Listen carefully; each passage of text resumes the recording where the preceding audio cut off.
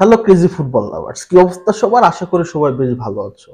এই মুহূর্তে যদি আমরা ফিফা র্যাঙ্কিং দেখি তাহলে সেখানে ব্রাজিলের অবস্থান 1, 2, 3, 4, 5 নম্বরে। 1 নম্বর দল হচ্ছে আর্জেন্টিনা, 2 নম্বর হচ্ছে ফ্রান্স, 3 নম্বর দলটা হচ্ছে স্পেন, 4 নম্বর দল ইংল্যান্ড এবং 5 নম্বর দল হচ্ছে ব্রাজিল।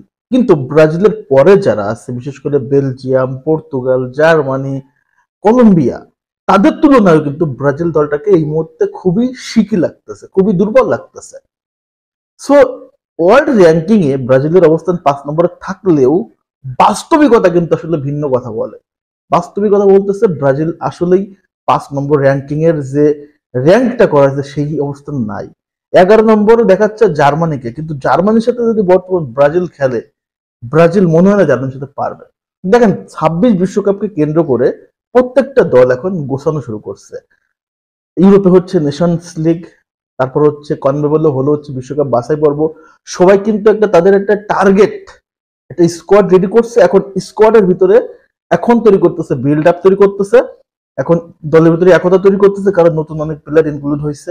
সব দেশ এখন টিম বিল্ডিং করতেছে, কিন্তু ব্রাজিল টিম টিম বিল্ডিং তো দূরের কথা, এখন যে আসলে একাদশ কেমন হবে বা স্কোয়াডটা কেমন হবে, আদৌ ব্রাজিলের কোচ কি চাচ্ছে বা ফুটবল ফেডারেশন কি চায়, এখনো এই জায়গাটা ক্লিয়ার হলো না।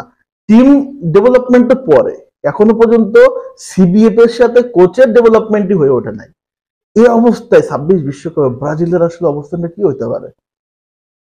যদি বিশ্বকাপে বিশ্বকাপে 26-এ ব্রাজিলকে ভালো কিছু করতে হয়, আমাদের কোচ ডরিভাল জুনিয়র বলছে বিশ্বকাপে এই দলটাকে নাকি ফাইনালে তুলবে। যদি সে ফাইনালে তুলতে চায় তাহলে তার সামনে অনেক বড় চ্যালেঞ্জ। আর এই চ্যালেঞ্জের মূল জিনিসটা হচ্ছে তার একটা পারফেক্ট স্কোয়াড রেডি করা। ব্রাজিলের যে প্লেয়ার গুলো ইউরোপে খেলে, ব্রাজিল লিগে খেলে, এখান থেকে 29 জনের একটা স্কোয়াড বা 26 জনের একটা স্কোয়াড যদি রেডি করে, এবং এমন একটা স্কোয়াড আমরা যারা ভক্ত সমগ্র তারা যা জানি, সেই স্কোয়াড থাকলে এবং সেখান থেকে একটা পারফেক্ট একাদশ তৈরি করলে যে কোনো দল ব্রাজিলের কাছে হাবুডুবু খাবে। কিন্তু সমস্যাটা হচ্ছে ব্রাজিল কোচ দরিভাল জুনিয়র এই জিনিসটা আসলে পরখ করে দেখতে পারতেছে না। সাহসের অভাব, নাকি কোনো সীমাবদ্ধতা আছে, নাকি বোর্ডে কোনো বাধা আছে, এটা কিন্তু আমি আপনি ক্লিয়ার না।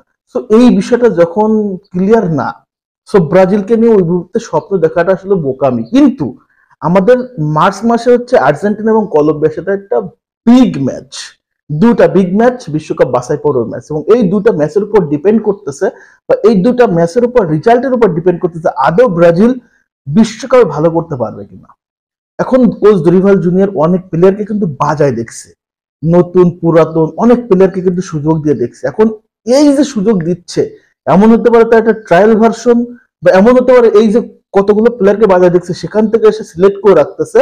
যখন দেখবেন যে খেলার মাঠে কোনো প্লেয়ারকে একটা রেফারি কার্ড দেয়, তখন কিন্তু জানি কি জানি লিখে রাখে কার্ডে, যে হয়তো বা এই কার্ড পাইছে, নেক্সট ম্যাচে সাসপেন্ড হতে পারে, এমন কিছু লিখে রাখে, হয়তো নোট করে রাখে।